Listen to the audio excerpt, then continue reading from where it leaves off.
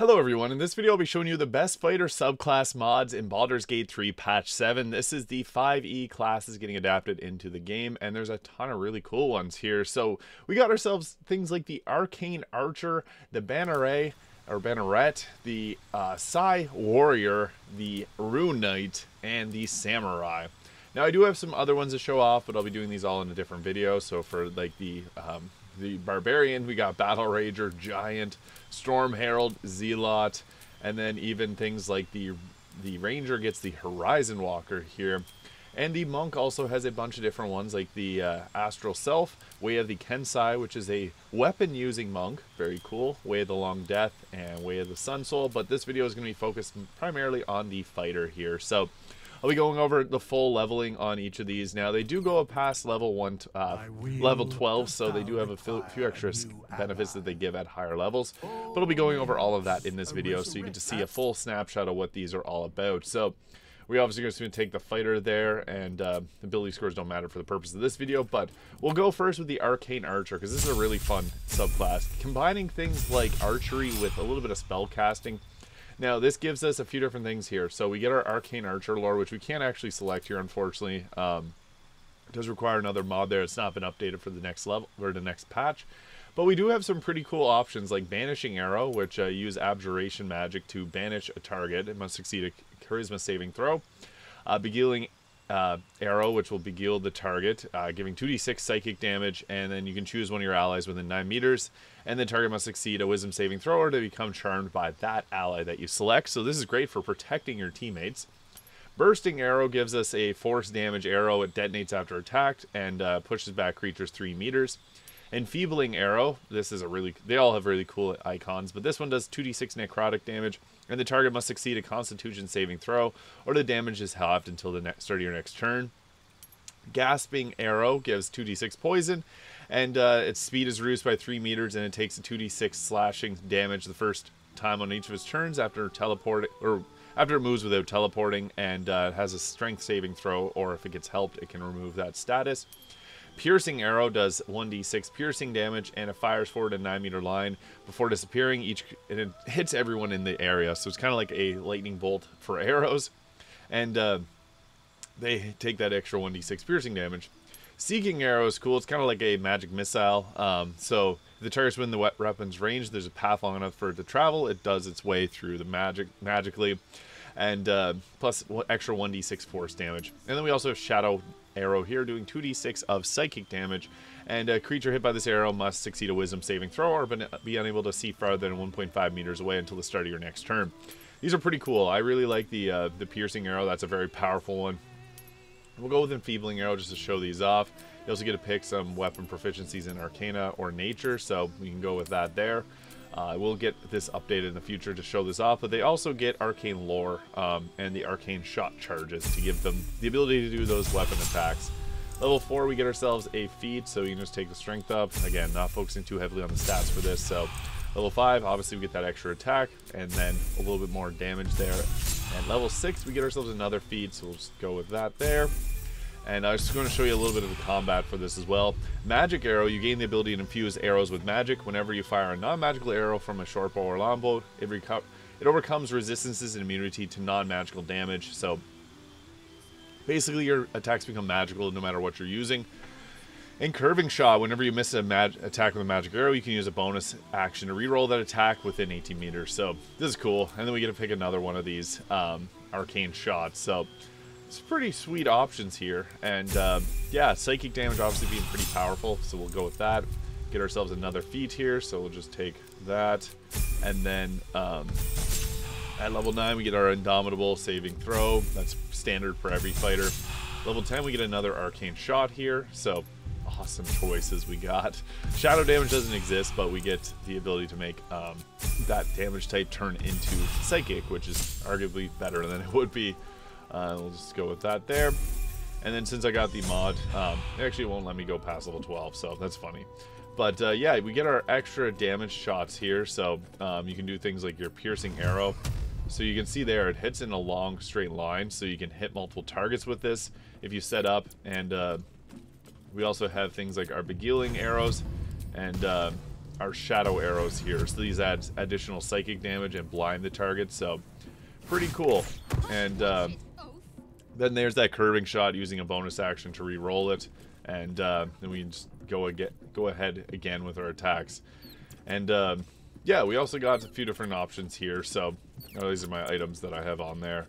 But yeah, shadow arrows, different types of combat. It's like a ranger, but I would say even better. And we get those 3 attacks as per normal fighters do. So that's pretty cool. But I'll respec here and show you guys another subclass because there's some pretty cool ones here.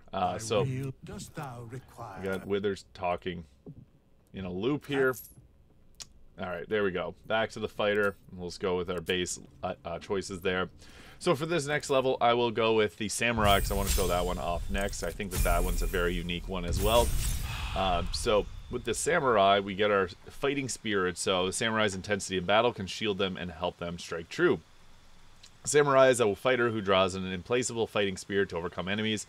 A samurai's resolve is nearly untouchable, and the enemies in a samurai's path of 2 choices: yield or die fighting.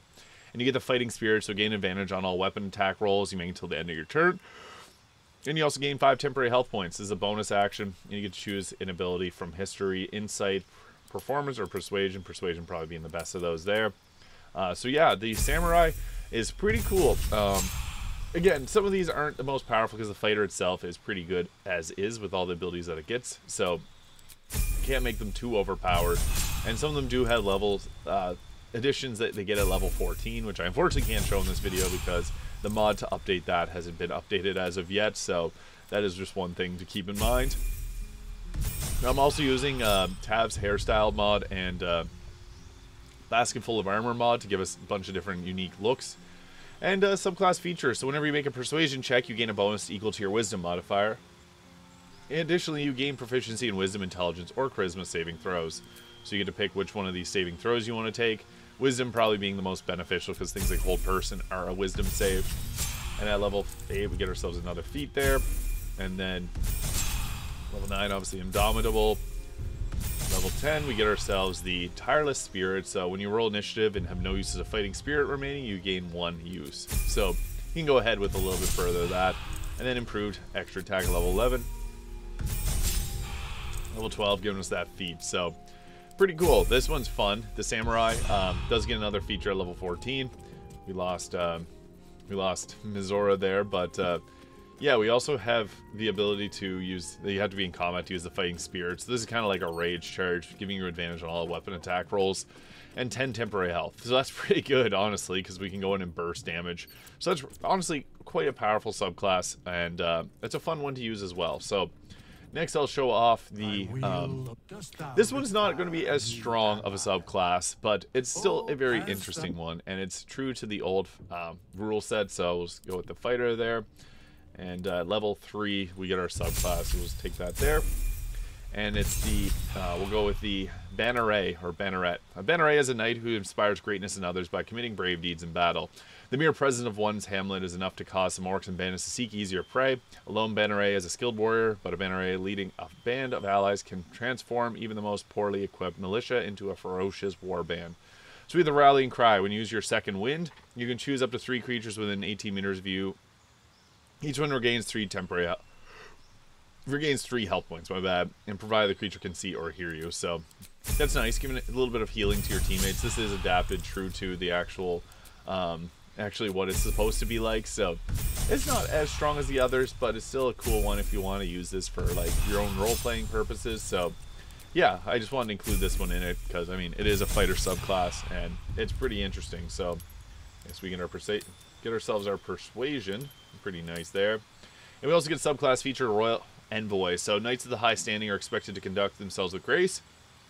You gain proficiency in the persuasion skill. If you're already proficient in it, you gain proficiency in one of the extra animal handling, insight, intimidation, performance. Your proficiency bonus is doubled for any ability check you make that uses persuasion.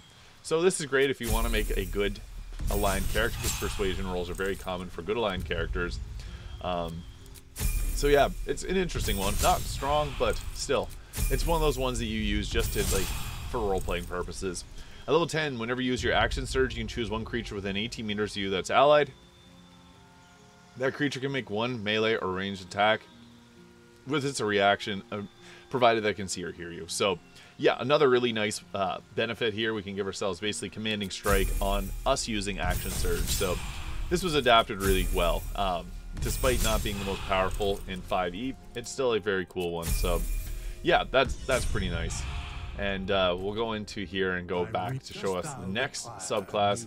The fighter's got a lot of really nice ones, and I'll be covering the monk and barbarian as well. I guess all subclasses, because even things like warlock have their own subclasses that are very nice already, and more to come as the mod manager gets more updates. So next we'll be going with the Psi Warrior, and we got the Rune Knight here. These are more powerful ones. So with the Psi Warrior, you awaken a psionic power within. A Psi Warrior is a fighter who augments their physical might with Psi-infused weapon strikes, telekinesis lashes, barriers of mental force. Many get the Yankees trained to become such warriors, and some do the most disciplined high elves. So you create a momentary shielded telekinesis force that reduces incoming damage. We get psionic energy die similar to the battlemaster, and we also get the ability to use psionic strike. Once on each of your turns, when you damage a target within 9 meters with a weapon, you use 1 psionic energy die to deal an additional 1d6 of force damage, the best damage type in the game. We also get the telekinesis movement, so move an ally or object up to 9 meters, and then we also get our actions, restore psionic energy die. You can use this to regain one of those dice. So pretty cool, giving us a lot of extra benefits here.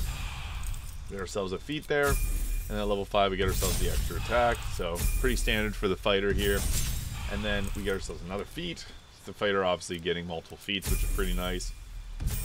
And then here we get ourselves the Psi-powered leap, so propel your body and with your mind and fly towards a target using a bonus action and movement speed. We also get the telekinesis thrust push, so use push the target with psionic strike 3 meters horizontally, and psionic thrust prone, so you can knock them prone for 1 turn. No save or strength. It's a strength save, my bad. So that is another one there, and at level 10 we'll get ourselves another choice, or another extra feat here. This one is a little bit more powerful than the other fighters, so there we go. The Guarded Mind, you have resistance to psychic damage and can end the effects on yourself that make you charmed or frightened, similar to what a monk would be able to do. So that's really nice as well. And then at level 12 we get ourselves that extra feat. So with this we got our Psi-powered leap, and we got 8 die, so you can jump really far with this, which is nice. And it also allows you to jump around like in a different area, kind of like a fly, but jumping. Then we also have our telekinesis movement, so you can move things around and just plop them on the ground. Ah! And then also you got restore our psionic die per short rest, and obviously things like thrust. So you use your psionic strike and then use these as right after doing that. So pretty cool. We get some funky benefits here, and then also with that we also have our psionic strike, giving us additional 4 to 13 damage on our attack. So when we go to make a weapon attack, we get extra damage on top of that. So protective field, reduce damage done to you or an ally, so we can reduce the ally's damage there. So that's the little zone that it creates. And then we can use our things like the push there. So we can't actually target teammates, unfortunately. But yeah, this is a pretty interesting one. I think this has got the most flair to it. It also turns your character a little bit purple there. So yeah, this is quite a fun one, and can be a nice switch up from the battlemaster if you want to try something a little bit different. Psychic and force damage being some of the best damage types in this game, making it a very powerful subclass as well. So, and we'll go at the Rune Knight here next. So with the Rune Knight, this gives us the Giant's Might, so we learn how to imbue ourselves with the Might of Giants, and gain proficiency in Sleight of Hand. You can use magic runes to enhance your abilities. Inscribe runes. You can inscribe a rune you know. Each rune offers a passive magical benefit and unlocks a unique action. And then we also have our Giant's Might, so we can turn ourselves large.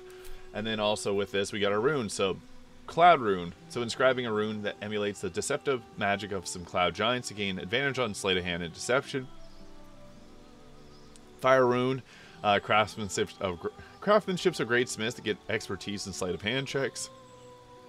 Frost Rune gives us the Frost Giant powers, giving advantage on animal handling and intimidation.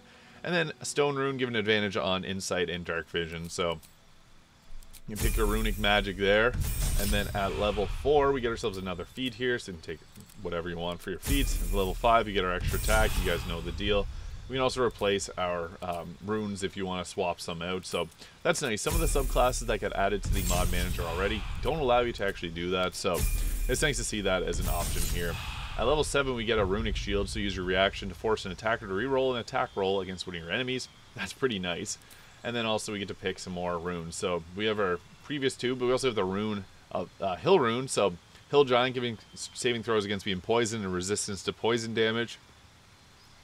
These last until long rest. And then the Storm Rune gives advantage on Arcana checks and immunity to being surprised, which is honestly pretty good on Honor mode. So Fighter level 8, we get ourselves another feat here. Bump, bump, bump. Power that up. And then we got our Indomitable Bear there. But finally, we get ourselves the Giant, or Great Stature. So the magic of runes has permanently altered your height, so you get taller. And then you can pick whatever rune you want there. Again, these aren't overpowered, but they're still they're pretty balanced. And at level 14, they would all get an extra feat there. But unfortunately, that's broken at the moment. So yeah, we're permanently taller. So yeah, that's cool. I like being tall. And then also we got our Giant's Might to become even taller. So that's the benefit of being a Rune Knight. You're Minsk level, so you can use that to become even bigger. And then if you got something like the Baldur Giant Slayer, which I might not... Oh, there we go. This also has a giant form, so you can get even bigger. And, yeah, pretty funny. So we're huge now. That's crazy. So, very powerful subclasses. Well, not even just powerful. They're balanced. Like, the battlemaster probably being still the best, or the Psy Warrior, kind of a tie between those two. But, yeah, being able to give yourself extra giantness, this is pretty funny to storm into battle like this. So yeah, I just wanted to make this video to showcase some of the best fighter subclasses. As I mentioned, I'll be doing ones for the monk, barbarian, and really all the subclasses to kind of cover all things mods when it comes to these new subclasses for patch 7. This was previously adapted on a previous patch, so yeah, it's just been created again for this. So shouts out to the mod creator there for making this very fun mod. So yeah, let me know your thoughts in the comments, what your favorite subclass is in Baldur's Gate 3. Hit the subscribe button below if you haven't already. Thank you so much for watching, and I'll see you all in the next video.